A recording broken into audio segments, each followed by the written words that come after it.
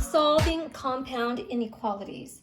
So here we have a question that says 3w plus 2 is less than 20 and 4w plus 4 is less than 16. And this comes from number 27 of your worksheet. Write the solution in interval notation. If there's no solution, enter the empty set. So here in number 27, we see the word and here. The word and is very important. Compound inequality means that you have more than one inequality. There's more than one going on. And either you're going to see the word and, or you're going to see the word or. So either the word and or, and depending on which one it is, you're going to solve it. Your answer is going to be really different. So if you remember when we talked about set theory in another video, set theory, when something says and, that means that you want the answer in which the two inequalities have in common. So the two sets of answers we're going to get, so we're going to get two sets of answers because there's one inequality, we're going to get a set of answer, and then there's a second inequality where we're going to get another set of answer. So the word and, it means where the two answer sets overlap. What do they both have in common? That's going to be your final answer for this problem.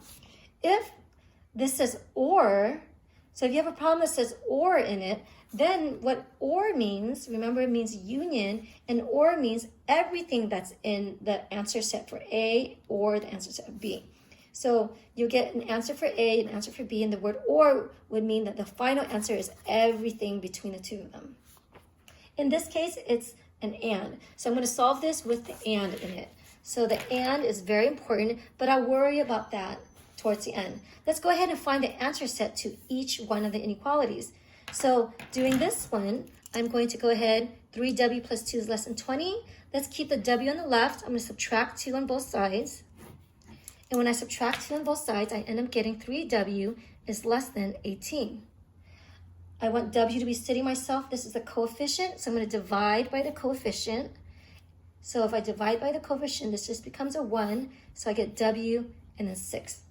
And since I divided by a positive number, then I keep the inequality the same.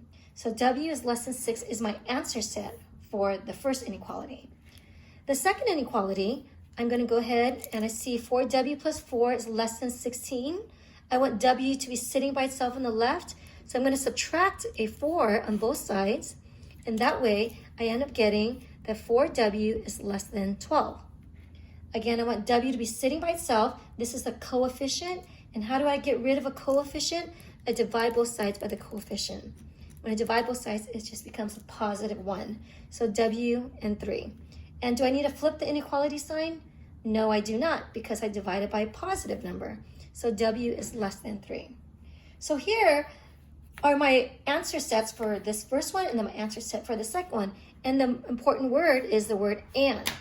So the word and is what do they have in common?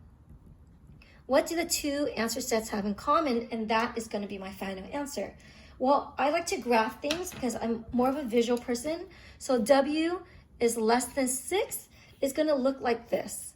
So w is less than 6 is going to look like, here's my 6, and it's everything to the left of it. W is less than 6. So an open circle on 6, because there's no equal sign here. So open circle on 6 pointing to the left. The second set of answers is this one here. W is less than 3. Well, 3 is going to be less than that. So 3 is going to be somewhere on the left. It says W is less than 3. So I'm going to do an open circle on 3. And I'm going to point this to the left. So now I'm going to ask myself, what do these two graphs have in common? Where do they overlap? And I see they both overlap in this window here. In this window, this is where the first set of answers and the second set of answers have in common because they both have black lines here. This is where they overlap. So when we want to write this in interval notation, so a reminder of what we spoke about in another video in the past, interval notation, let me see if I could find it real quick.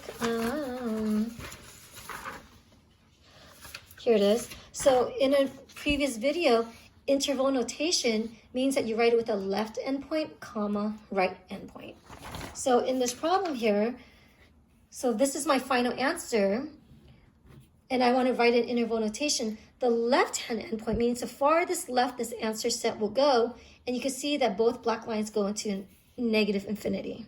So put negative infinity, comma, the right side of this is the farthest that this answer set will go is the number 3. It stops at 3, right?